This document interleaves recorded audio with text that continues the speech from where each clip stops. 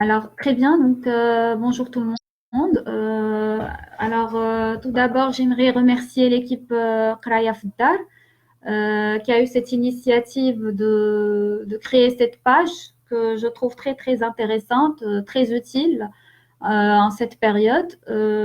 Et personnellement, donc, j'ai tenu à y participer en proposant donc aujourd'hui un cours en consolidation et regroupement d'entreprises. Alors, bon, comme on n'a pas assez de temps, donc on va vraiment donc se concentrer sur les principaux points qu'on va traiter en quatre grandes sections. Donc la première, elle va rappeler donc certaines généralités et aussi le cadre réglementaire au Maroc. Et puis, donc, ensuite, on va rappeler le périmètre de consolidation, donc toutes les notions liées au périmètre de consolidation. Ensuite, c'est les méthodes de compte. En fait, on va traiter les différentes méthodes de consolidation. Et enfin, on va dérouler les retraitements de consolidation qui se font dans un processus de consolidation. Alors, donc j'aimerais tout d'abord rappeler un peu en fait, la notion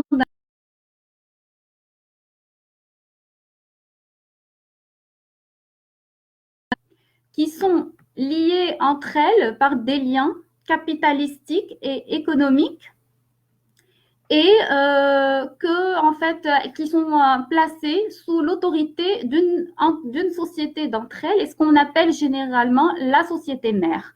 Donc, c'est cette société mère qui dirige et qui a donc le contrôle sur la politique et sur la stratégie de ces entités.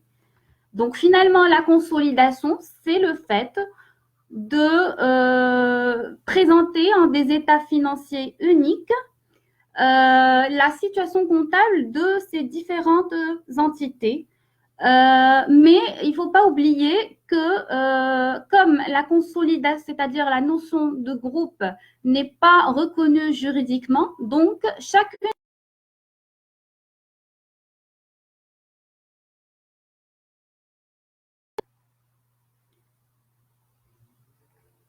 Alors, je ne sais pas si les gens, comme je ne sais pas si déjà les gens arrivent à m'écouter, parce que là, donc, je sais que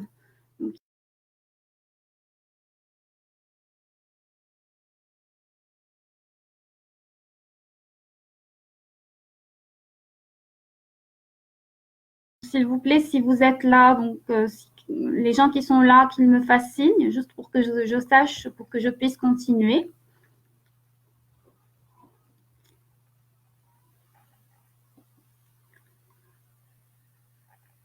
Bon, alors, ensuite, donc, on va passer au cadre réglementaire. Donc, il y a plusieurs textes de loi selon le type d'établissement, donc, qui ont paru afin de donc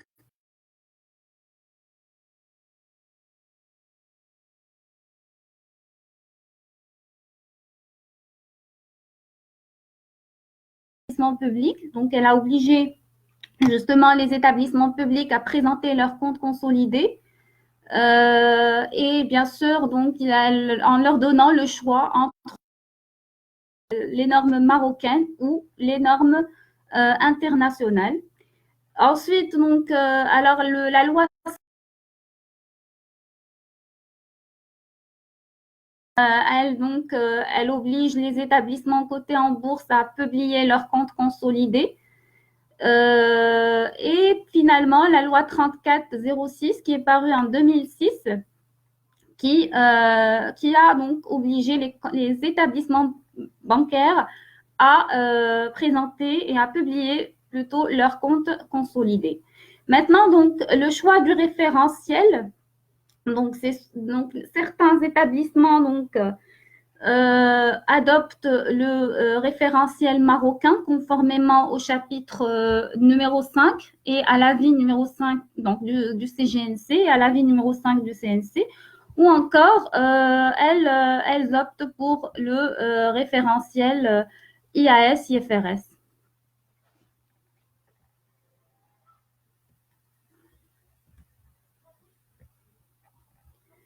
Très bien. Alors, on va passer maintenant donc, au périmètre de consolidation.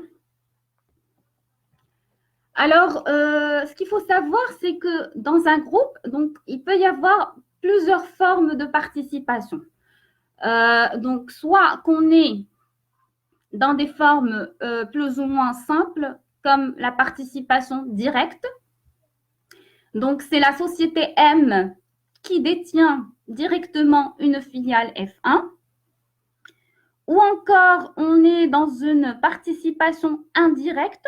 Donc, la société mère détient une filiale F1 et cette même filiale F1 détient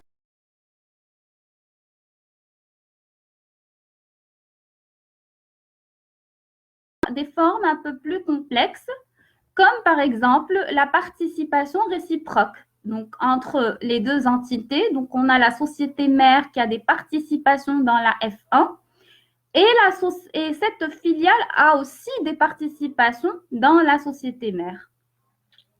Ou là, carrément, si on est dans un schéma circulaire, et ben, dans ce cas-là,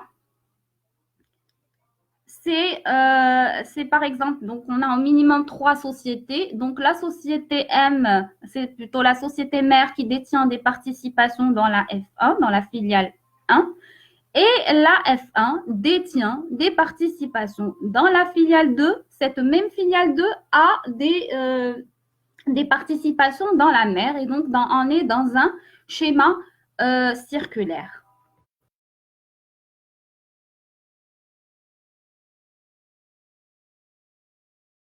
Quelles sont les sociétés qui vont entrer dans un périmètre de consolidation? La première étape à faire, c'est recenser les titres de participation qui sont détenus, donc soit par la mère, soit par les autres filiales s'il y a des participations indirectes, donc aussi les titres de participation qui sont détenus entre filiales. Maintenant, donc, comment on va les recenser? Cet inventaire donc, va se baser principalement sur les statuts de ces sociétés. Et aussi, donc, on peut avoir ces informations, c'est-à-dire les informations concernant les droits de vote. On peut les récupérer aussi à partir des contrats, de certains contrats, aussi des accords, les pactes d'actionnaires. Donc, il faut vraiment sortir toute cette documentation pour bien analyser et déterminer l'ensemble, recenser l'ensemble des titres existants. Il ne faut pas oublier, donc on va partir du principe qu'un titre est égal à un droit de vote. Donc, dans ce cas-là, il ne faut pas oublier qu'il y a des titres à droit de vote double, donc il faut compter doublement. Ou aussi, il y a des titres sans droit de vote qu'il ne faut pas prendre. Ou carrément, il y a aussi des titres à droit de vote potentiel. Donc, s'ils ne sont pas exerçables et convertibles à la date d'appréciation du contrôle, là aussi, il ne faut pas les prendre. Donc, ça, c'est toute une analyse qu'il faut faire au préalable. Maintenant, donc, une fois on a recensé ces titres, donc on sait maintenant quelles sont les sociétés qui vont qui vont entrer dans ce groupe.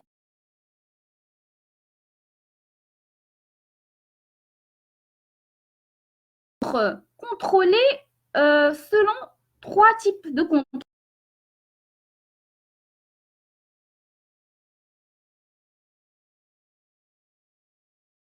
Et l'influence notable. Donc, on va voir quelle est la différence entre ces 3 types de contrôle.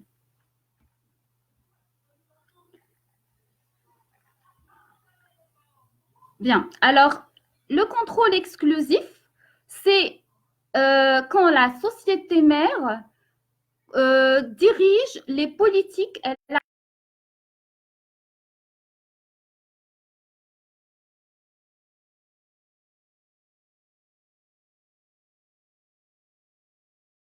contrôle, il est exercé quand la société détient plus de 50% des droits de vote, donc elle est majoritaire, sauf si, à moins de 50% des droits de vote, la société peut prouver qu'elle exerce un contrôle, c'est-à-dire qu'elle dirige les politiques de la société, soit en vertu de statuts ils le disent clairement, soit par le fait de pouvoir nommer la majorité des organes de direction de la société.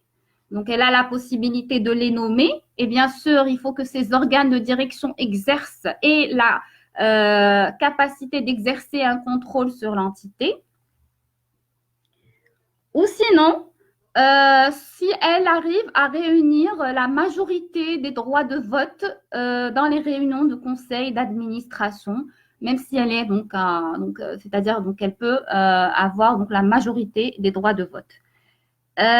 Donc là, en récapitulant, donc on peut dire que le contrôle exclusif, il peut résulter de trois situations. Donc, comme vous voyez ici, donc alors soit c'est un contrôle de droit, comme on a vu, c'est le plus simple donc à détecter, c'est-à-dire on est à plus de 50% des droits de vote, on est majoritaire, donc on exerce un contrôle exclusif.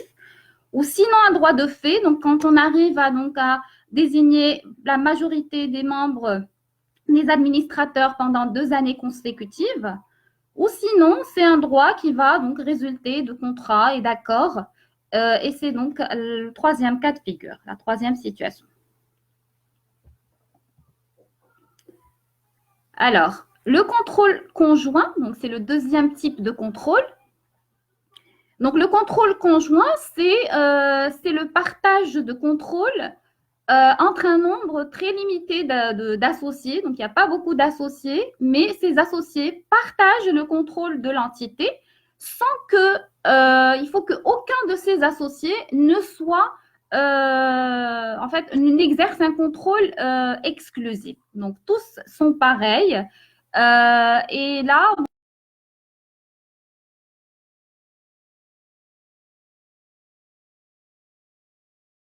dans un schéma de co-entreprise plutôt que dans un schéma de filiale. Donc, quand on parle de filiale, c'est pour le contrôle exclusif. Maintenant, quand on parle de contrôle conjoint, donc on parle de co-entreprise.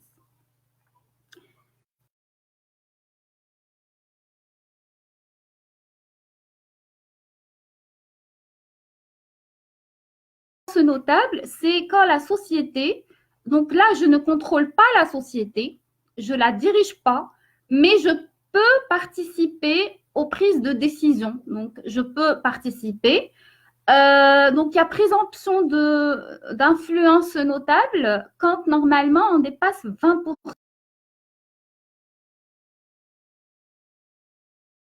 exercer une influence notable sur l'entité. À moins que, avec même à plus de 20%, qu'il soit démontré que ce n'est pas le cas. C'est-à-dire même à plus de 20%, nous n'avons aucune influence et nous ne participons pas dans les politiques de l'entité.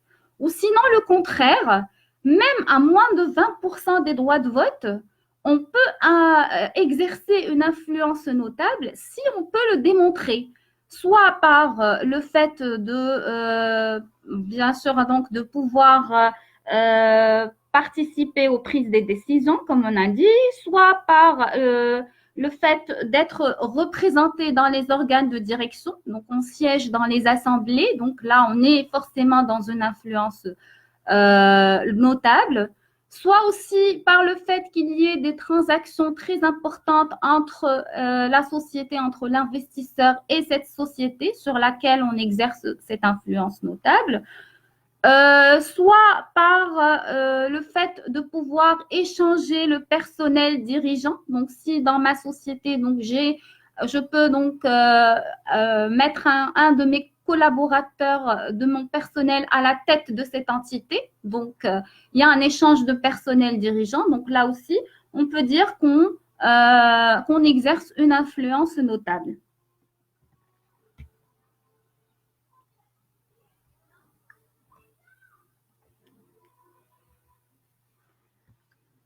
Donc, alors là, on a vu les différents types de contrôle. Maintenant, donc, qu'est-ce qu'il faut savoir déjà pour pouvoir déterminer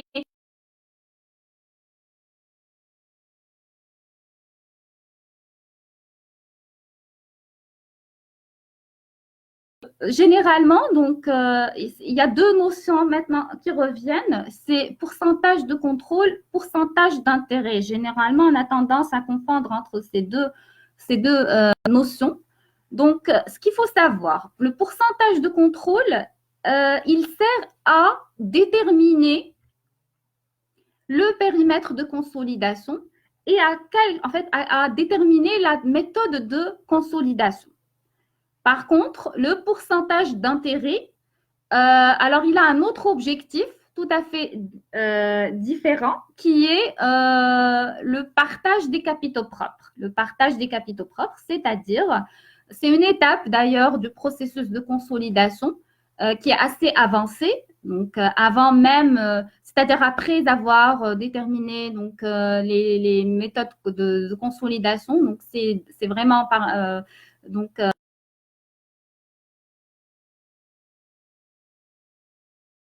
des capitaux propres qu'on verra par la suite. Alors ça se fait sur la base des pourcentages d'intérêt. Maintenant, donc, on va revenir à la notion du pourcentage de contrôle. Alors, le pourcentage de contrôle, comme on a dit, c'est l'ensemble des titres qui sont détenus par la société mère, soit d'une manière directe, donc c'est-à-dire les titres qui sont détenus par la société mère sur une de ses filiales directement, ou encore indirectement, c'est-à-dire à travers une autre filiale, mais soit contrôlée exclusivement. Donc, c'est une condition très, très importante, c'est-à-dire que dans une participation indirecte, si la filiale n'est pas contrôlée exclusivement, c'est-à-dire si le pourcentage de contrôle est en dessous de 50%, il y a donc une rupture de chaîne de contrôle. Donc, je m'explique. Donc là, je vais illustrer ça par ces deux cas-là. Donc, le premier cas, c'est j'ai ma société mère qui détient sa filiale F1 à hauteur de 80% et la filiale sous-filiale 2 à hauteur de 30%. Donc, si je veux déterminer le pourcentage de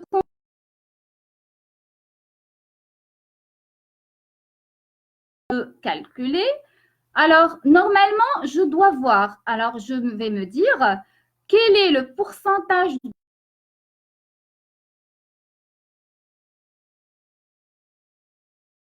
d'abord, elle la contrôle à travers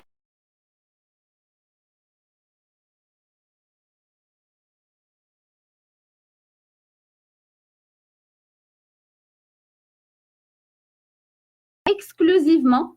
Et donc, finalement, il n'y a pas de rupture de chaîne de contrôle. Et donc, le pourcentage de contrôle de la filiale 2 est bien de 30%.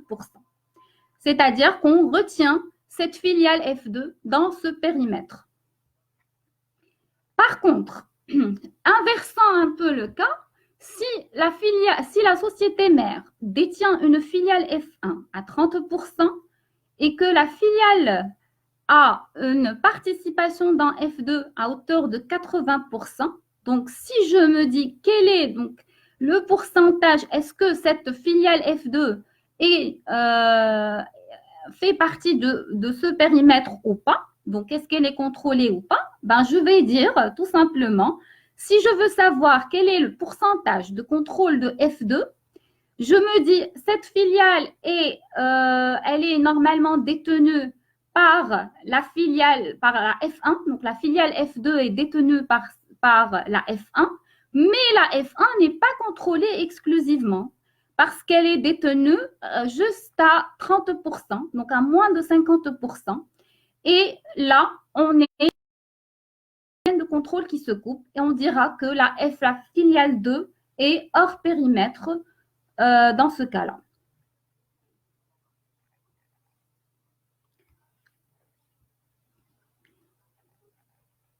Alors, ça, donc, cette condition est très, en fait, elle doit être justement vérifiée pour le calcul du pourcentage de contrôle. Par contre, pour le cas des pourcentages d'intérêt, il y a en fait cette condition n'est pas nécessaire. Tout ce qu'on fait, donc c'est par exemple dans des participations indirectes, donc le pourcentage d'intérêt est obtenu après multiplication des pourcentages des détentions des sociétés dans les cas des liaisons indirectes. Donc, si, donc, par exemple, on a une société mère qui détient la F1 à 80% et que la filiale 1 détient la société F2 à 30%, donc le pourcentage d'intérêt de la F2, il est de 30% fois 80%. Donc, soit, donc, en le calculant, donc on a 24%. La même chose pour le deuxième cas, c'est-à-dire en fait, on a juste inversé un peu les pourcentages entre les filiales. La même chose pour calculer le pourcentage d'intérêt de F2, c'est 80% fois 30%, ce qui donne 24%.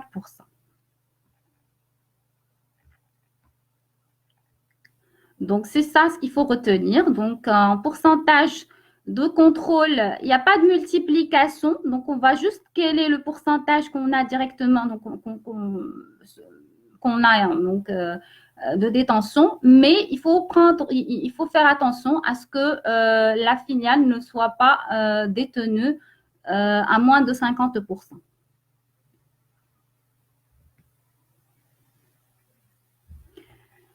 Alors là, c'est un cas en fait un peu donc qui va donc présenter les différents cas de figure qui peuvent se présenter. Donc, si on prend un groupe, par exemple, donc là, on a des participations directes et aussi des participations indirectes. Donc, si on veut calculer les pourcentages de contrôle et d'intérêt de chaque société parmi ces entités, alors on va commencer par la société A. Donc, la société A est détenue à 80% par la société mère, qui est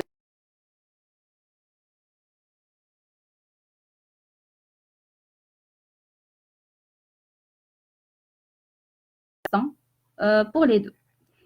Pour la société B, la même chose, donc elle est détenue à 25%. Donc, le pourcentage de contrôle et le pourcentage d'intérêt, les deux sont à 25%. La société C, la même chose, donc c'est 42%, donc pourcentage de contrôle 42% et aussi pourcentage d'intérêt 42%. La société D, alors là, on va passer aux participations indirectes parce que la société D est détenue par la bêta à travers sa filiale A. Donc, on va voir si cette filiale A est contrôlée exclusivement. Donc, on a la filiale A qui est détenue à 80% et donc elle est contrôlée exclusivement. Donc, la société D fait partie du périmètre et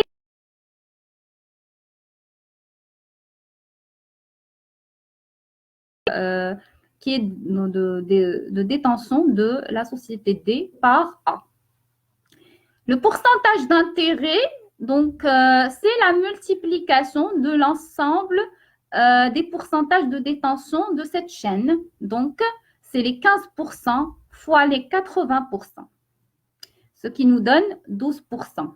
Donc, le pourcentage de contrôle est de 15%. Le pourcentage d'intérêt est de 15 fois 80, ça fait 12%.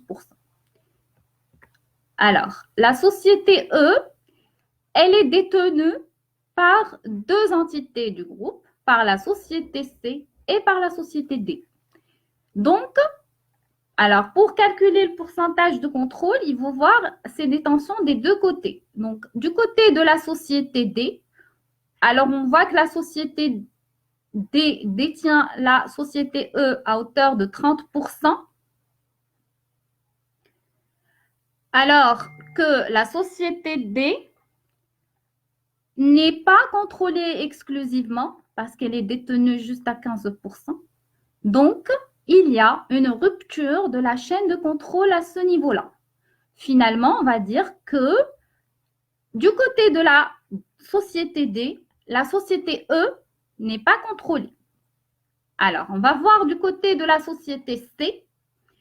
La C détient la société, la filiale E à 25%, alors que la société C, elle aussi, n'est pas contrôlée.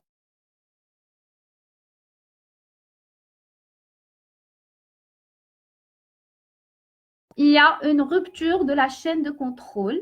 Donc, on ne peut pas dire que la société E est contrôlée. Et finalement, on va dire que des deux côtés, c'est-à-dire du côté de la C et du côté de la société D, le pourcent, en fait, on ne retient aucun pourcentage de contrôle concernant la société E. Et donc, la société E est hors périmètre. Alors, ça, c'est concernant le pourcentage de contrôle. Par contre, pour le pourcentage d'intérêt, ben, on va sommer donc, les fractions. Alors, du côté de la société D, donc c'est 30% fois 15% fois 80%.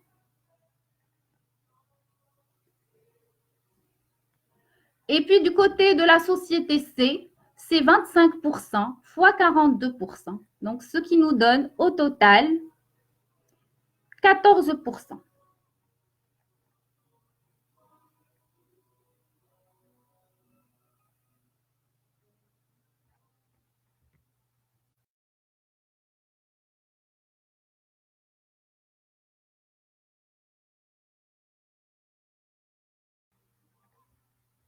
Donc, la société F aussi, donc c'est une participation aussi qui est indirecte.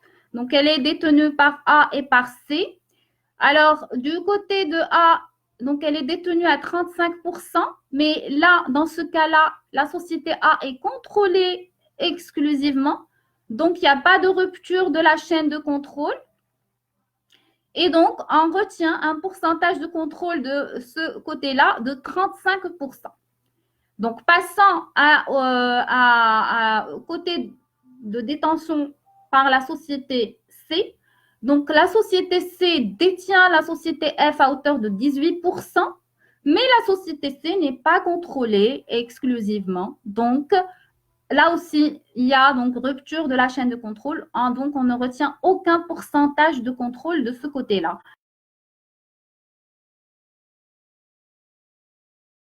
5%.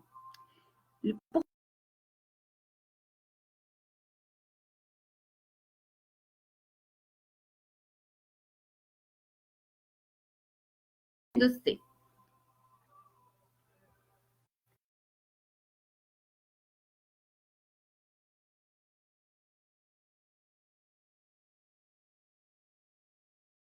Donc, elle est détenue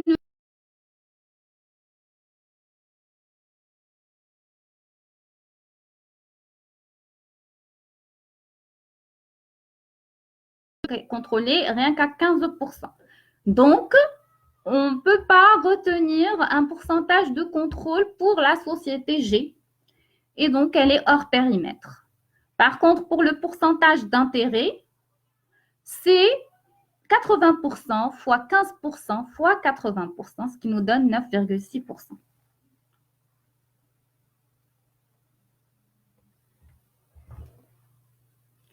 Très bien. Donc, d'abord, en fait, on a compris un petit peu le mode de calcul des pourcentages de contrôle et des pourcentages d'intérêt. Le pourcentage de contrôle, comme on a dit, il est calculé pour déterminer le type de contrôle, c'est-à-dire pour voir si on est dans un contrôle exclusif ou dans un contrôle conjoint ou dans une influence notable. Alors, ces types de contrôle, il faut les préciser justement pour déterminer la méthode de consolidation.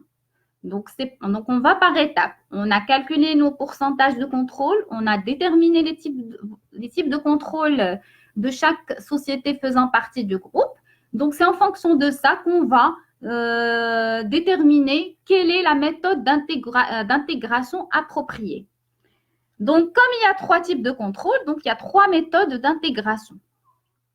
La première méthode d'intégration, de consolidation, c'est l'intégration globale. Donc, cette méthode, elle est appliquée dans le cas de contrôle exclusif.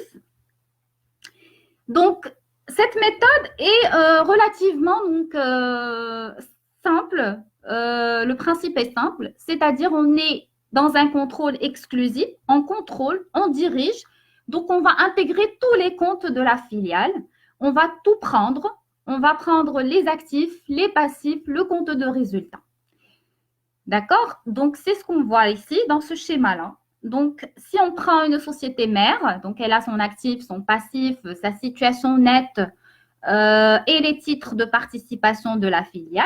Donc, c'est comme ça qu'on peut représenter son bilan. On a aussi la filiale avec un actif, donc un passif et une situation. On doit procéder donc à l'intégration globale. Donc, finalement, qu'est-ce qui se passe? Alors, donc, qu'est-ce qui se passe dans les comptes consolidés? Qu'est-ce qu'on prend dans les comptes consolidés? Donc, l'actif M, c'est-à-dire l'actif de la mère et de la fille, on prend les actifs des deux.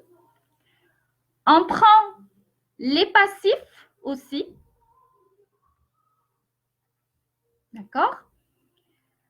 On va remplacer les titres de participation par la quote-part de la situation nette de la filiale. Donc, il ne faut plus qu'il y ait des titres de participation. Donc, ils vont être remplacés par la quote-part des capitaux propres de la filiale. Et on garde la situation nette de la mère. Maintenant, si dans ce cas, on a une filiale qui est détenue à 100%, donc le schéma s'arrête là. Donc, on est là, on a tout pris et les comptes consolidés seront représentés de cette façon. Maintenant, si la société, elle est effectivement contrôlée exclusivement, mais elle n'est pas détenue à 100%, disons juste à 90% par exemple. Donc, il faut prendre, comme on a dit, la quote-part donc, de la situation nette des capitaux propres, qui est de 90%. Donc, il va rester un petit reliquat de 10% méchidiennement. En fait, c'est un reliquat qui appartient aux autres actionnaires. Donc, pour être en fait, pour représenter les choses correctement, il faut que ce petit reliquat ne soit pas intégré dans cette quote-part des capitaux propres, mais soit présenté dans une ligne à part qui s'appelle intérêt minoritaire. Donc, quand je reviens donc à la définition que j'ai dit tout à l'heure par rapport au pourcentage d'intérêt, eh ben, le pourcentage d'intérêt, il sert justement à déterminer ce partage, à opérer ce partage entre la quote-part des capitaux propres consolidés et les intérêts minoritaires. Donc, c'est à cette étape-là qu'on a besoin de notre pourcentage d'intérêt.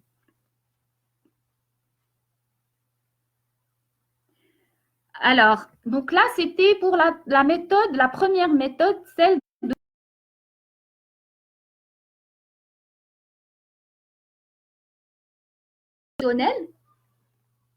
donc là, c'est dans le cas du deuxième type de contrôle, qui est donc le contrôle conjoint. Alors, le principe, il est à peu près le même, sauf qu'on ne prend pas tout parce qu'on ne consolide pas donc intégralement. Donc, on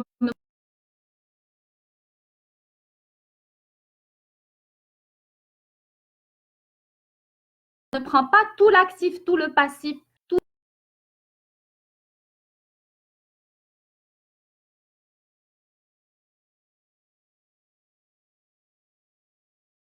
schématiquement. Donc, on a donc la société mère, donc il y a un actif, un passif, donc la même chose, donc la même présentation. Donc, finalement, dans les comptes consolidés,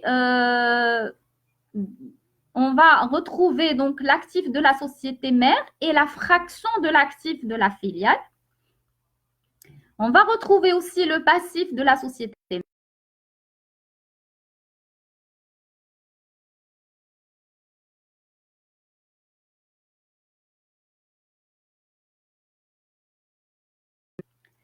Et donc, bien sûr, on retrouvera aussi la situation nette de la mère. Mais dans ce cas-là, comme j'ai dit, donc on ne prend capitaux propres consolidés et intérêts minoritaires. Donc, on ne prend rien ce qui nous appartient. Donc, il n'y a pas de notion de, il n'y a pas de mention d'intérêt minoritaire. Voilà. Donc, ça, c'est ce qui fait la différence entre ces deux méthodes.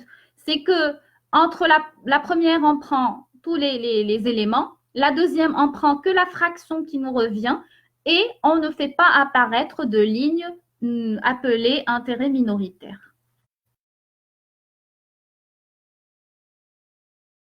Et un petit peu différente. Donc, pourquoi? Parce qu'on ne contrôle pas. Donc, on n'a pas le droit de récupérer les actifs et les passifs de la société.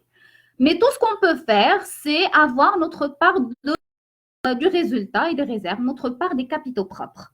Donc, le schéma est le suivant. Donc, on a l'actif de la société mère, donc qui va être toujours présent, le passif, la situation nette aussi, le passif aussi de la mère. Maintenant, les titres de participation vont être remplacés par une autre ligne, ce qu'on va appeler titre mise en équivalence. Et la situation nette va être représentée juste à la limite, c'est-à-dire de la quote-part. Donc, on va prendre que la quote-part de la situation.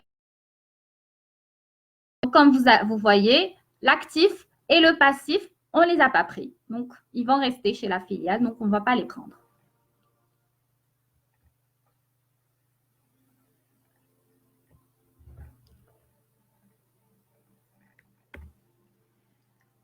Alors, on va passer au retraitement de consolidation. Je vais juste jeter ici, donc, parce que là, vraiment, je ne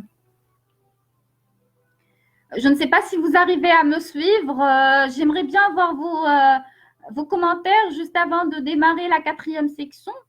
Comme ça, donc, réel, pour qu'il y ait un petit feedback. Donc, si là encore, si vous avez des questions, n'hésitez pas à les mettre en commentaire. Donc, dès qu'on termine cette section, donc, je pourrai répondre à vos questions si on a encore le temps.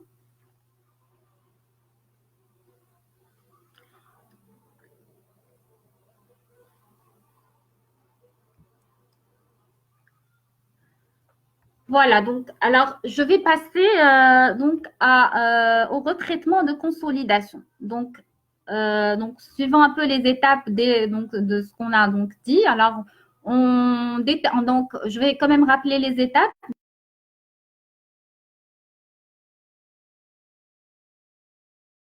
Tenir dans le groupe. Ensuite, il faut donc calculer notre pourcentage de contrôle pour chaque entité figurant dans ce groupe. Par la suite, sur la base de ces pourcentages de contrôle, on va déterminer quel est le type de contrôle qu'on va exercer sur chaque société. Et une fois qu'on a identifié le type de contrôle approprié, on va déterminer la méthode de consolidation pour chaque société, donc à opérer pour chaque société. Donc là, jusque-là, donc on a la base. Maintenant, il faut savoir que, voilà, donc on a les comptes de ces sociétés, on a les comptes qui vont donc en fait, on va récupérer les comptes de ces entités, mais il se peut que les traitements comptables effectués dans ces sociétés soient différents d'une société à l'autre. Donc, le but déjà de présenter des comptes consolidés, c'est d'avoir des comptes homogènes qui reflètent une réalité économique. Alors, dans ce cas-là, il faut passer à, passer à des traitements d'homogénéisation.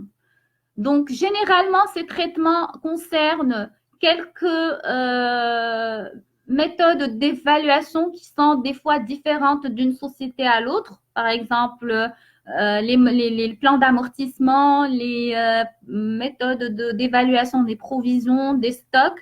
Donc là, il faut en fait homogénéiser ces traitements entre les différentes sociétés du groupe.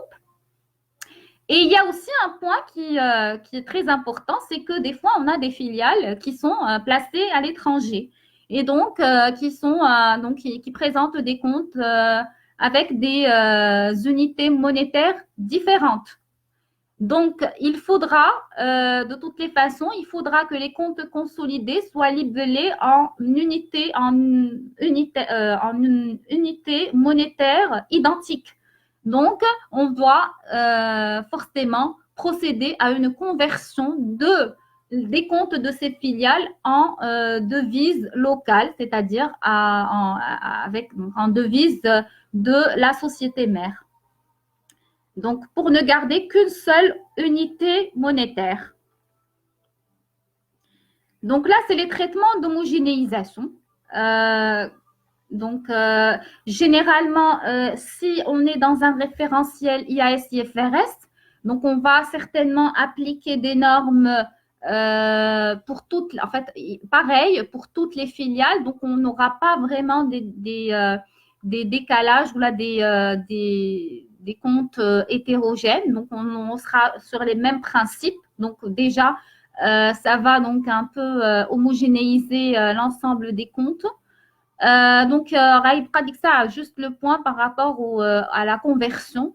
Donc, il faudra prendre en considération aussi.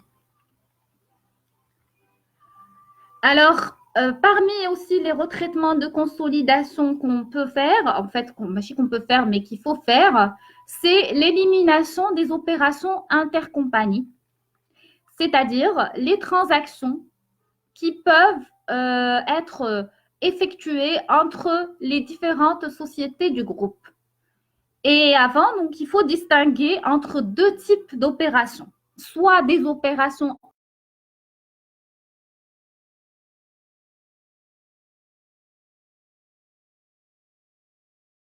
consolidées. Donc, quelles sont les opérations qui n'affectent pas le résultat consolidé? C'est les transactions commerciales qui ont lieu entre deux sociétés du groupe.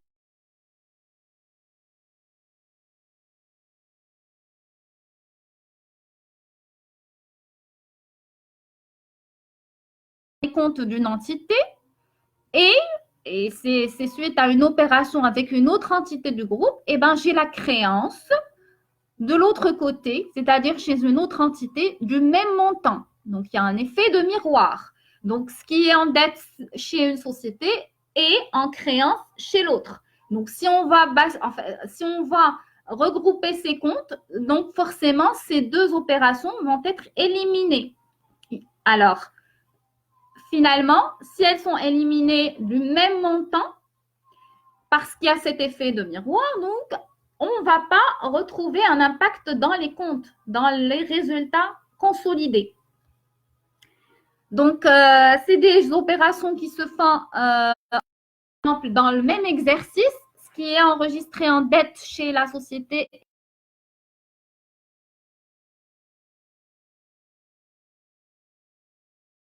Surtout quand on est dans une intégration globale, donc c'est les mêmes montants. Donc, dans ce cas-là, il faudra les éliminer. Donc, on va citer à titre d'exemple les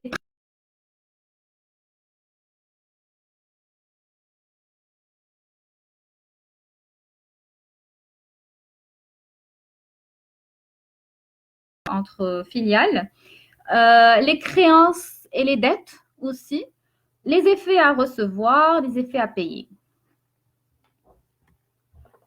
Donc, comment on va éliminer ces intercos? Comment on va les éliminer? Donc, selon le type, selon la méthode d'intégration exercée. Donc, si on est dans une intégration globale, donc on va éliminer tout le montant, la totalité donc du montant de la transaction de part et d'autre, c'est-à-dire chez les deux filiales.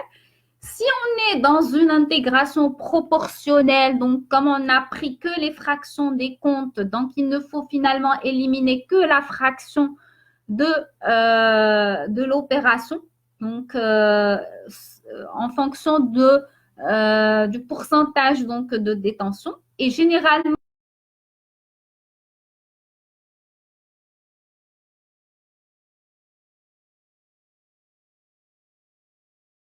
on se base sur cette fraction la plus faible pour procéder à l'élimination. Si on est dans une méthode de mise en équivalence. Alors, pour la méthode de mise en équivalence, comme on a dit, on ne prend pas les comptes, on n'intègre pas les comptes.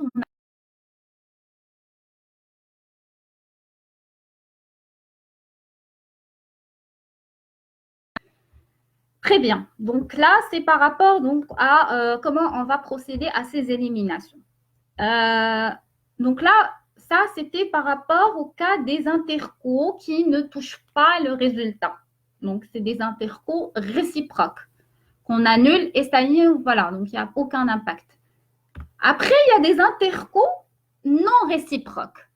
C'est des opérations qui sont comptabilisées chez une société par rapport à une autre filiale, mais ce qui est comptabilisé chez une société n'aura pas son effet de miroir dans l'autre, c'est-à-dire que il n'y a pas de réciprocité entre ces deux entités dans la comptabilisation de cette opération. Donc, on parle précisément des résultats internes, c'est-à-dire des marges sur les cessions de stock, par exemple, ou aussi sur les cessions des immobilisations. Donc, si, par exemple, une société du groupe cède une immobilisation à une autre société du groupe, alors la société qui va céder, elle va constater une plus-value, une marge, mais cette plus-value ne sera pas, bien sûr, comptabilisée chez la société qui a acheté, donc, parce qu'elle n'a pas de marge. Donc là, on a un décalage. Donc, de toutes les façons, c'est une opération interne. Donc, il faudra que la société qui a cédé élimine sa marge. D'accord?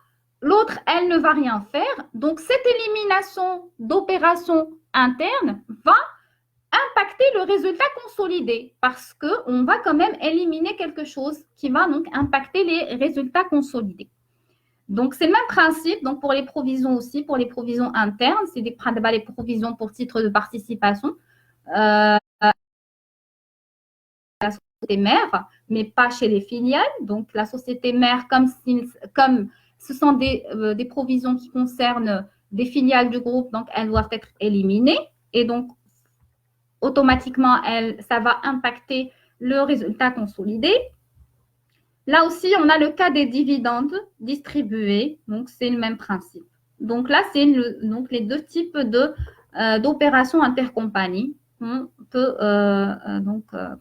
rencontre généralement. Donc, les opérations qui affectent le résultat et les opérations qui n'affectent pas le résultat.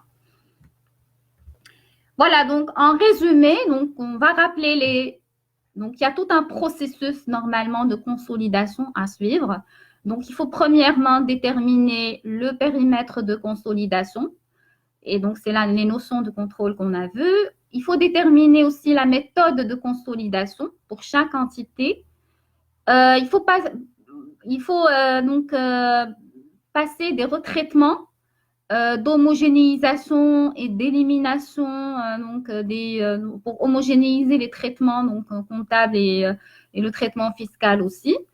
Si on a des sociétés étrangères, donc il faut convertir les comptes des sociétés étrangères en devise locale, en monnaie locale. Si, alors après, donc là, il y a des retraitements donc, pour éliminer les opérations internes, donc les intercos.